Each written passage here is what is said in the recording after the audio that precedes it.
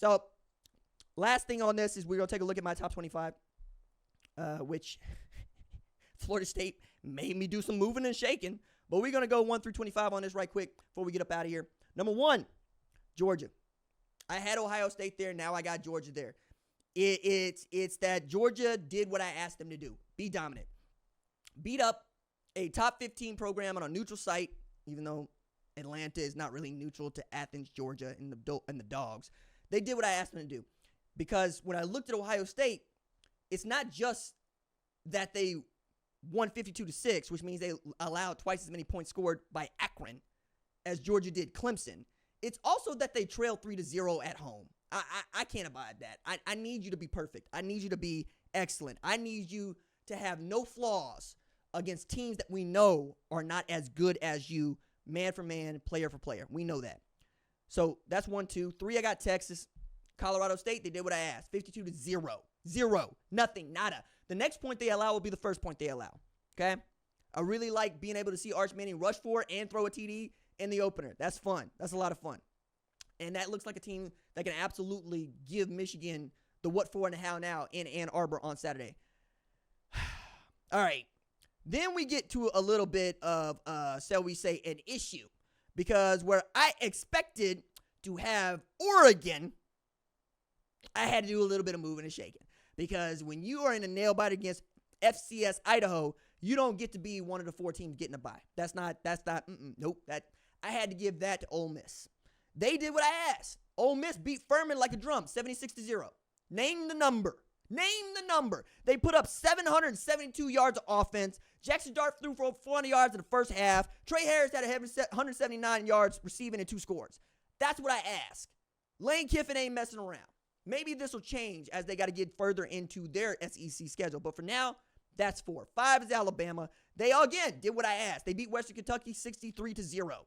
That is the largest shutout win by a Crimson Tide football team since 1973, which is to say Kalen DeBoer has already done something that Nick Saban hadn't done. Not a bad way to start. And Ryan Williams showed out and said, hey, RJ, I heard you talking about J.J. Smith. I'm him, dog. I'm the only Mr. Two-time Mr. Alabama football. Julio ain't do that. I did that. And you know what? My man had 2 catches. Both were TDs. Went for 139. Keon Sabb had 2 interceptions in the first damn half. Poor TJ Finley, who got it while he was at Auburn. Now he's getting it from Alabama, Western Kentucky. My goodness. Number 6, Notre Dame. They beat a top 25 A&M on the road by 10. They beat them by the same margin of victory that Oregon beat Idaho by. Again, see what I'm doing here?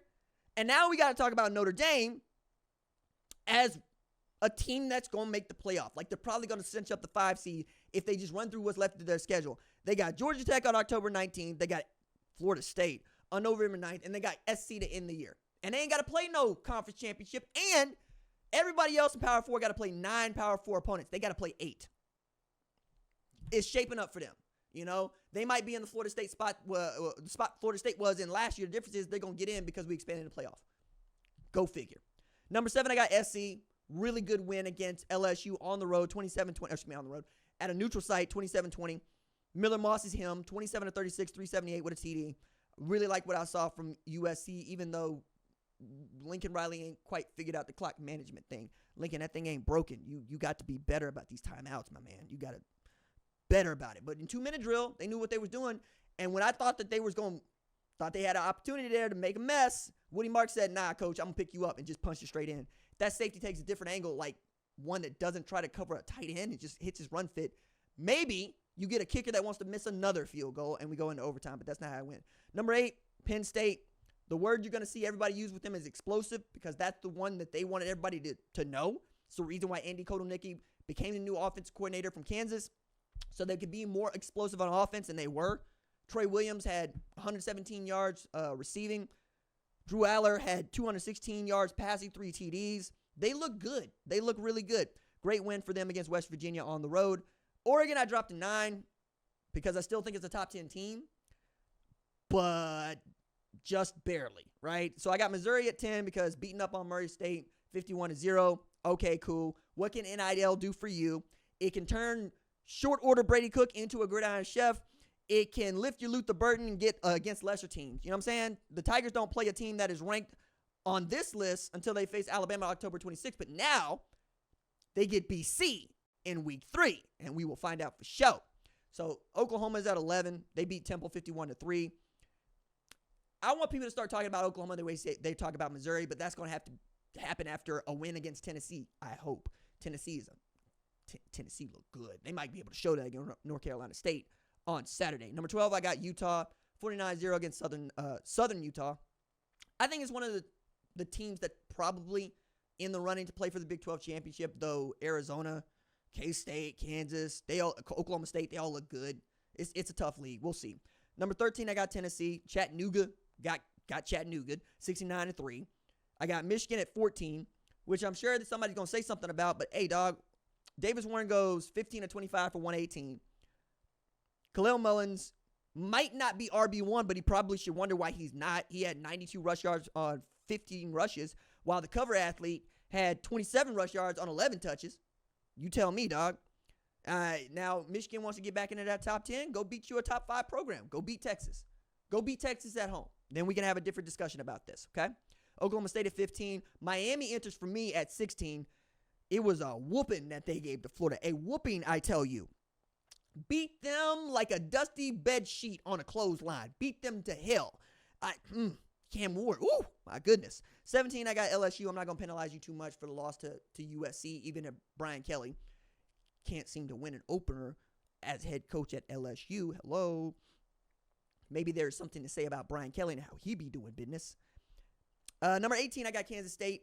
Defeated Tennessee Martin 41-6. The Skyhawks are the Skyhawks. You know, you paid them the guarantee to whoop them like this, but it is a 5th straight 100-yard rushing performance from DJ Giddens. And there was a TD from Dylan Edwards, who, was at Colorado last year. Can't wait for that game. I got Georgia Tech here at 19, 2-0. You beat a Florida State team that we thought was good, and you beat Georgia State 35-12. I'm with that. I'm all right with that. That's fine. Haynes King also took care of business. 275 pass yards, 2 TDs through the air. We're going to do that. Also scored 1 on the ground. I'm really interested to find out what Kansas does against Illinois this weekend. They defeated Lindenwood 48-3. Jalen Daniels is that dude. They put up 530 yards of offense, 331 on the ground. Devin Neal, also that dude. 21, I got Clemson. I'm not going to penalize you too much for getting sunned by Georgia, but don't make a habit of it, okay? 22, I got Arizona. Oh, man, Tetaroa McMillan, my goodness. 304 receiving yards against New Mexico.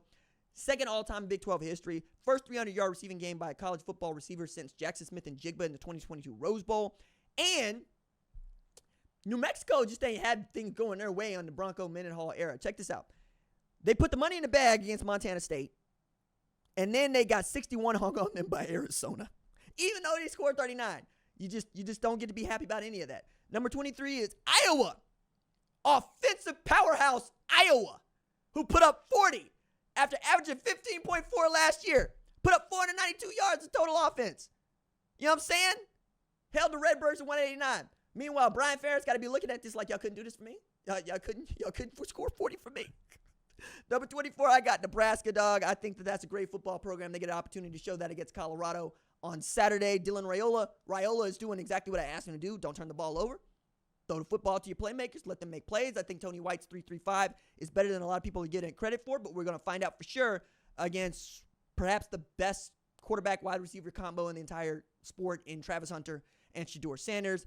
And then at number 25, I got Iowa State, who defeated North Dakota State by a ho-hum 21-3, but Rocco Beck was efficient, 20-26 for 267 with 2 TDs. And Abu Sama just needs to be Abu Sama. Like, that's the dude that went for 276 against Kansas State last year on the ground. He gets going against Iowa. He might be able to give Matt Campbell just his second win against Iowa as head coach at Iowa State. All right, that is going to do it for tonight's live program. If you like the program, please subscribe to the channel. There are 102,000 of us here, but only 66% of the people that have, take this back, 33% of the people that watch this show have subscribed to it. 66% of y'all just be out here, watching the show but not hitting the button. Hit the button. You know how big this channel is if y'all hit the button? And it's just me over here. You know what I'm saying? Having a chat with you. And I do love it, and I am having a good time. I'll catch y'all on the flip side. Doses.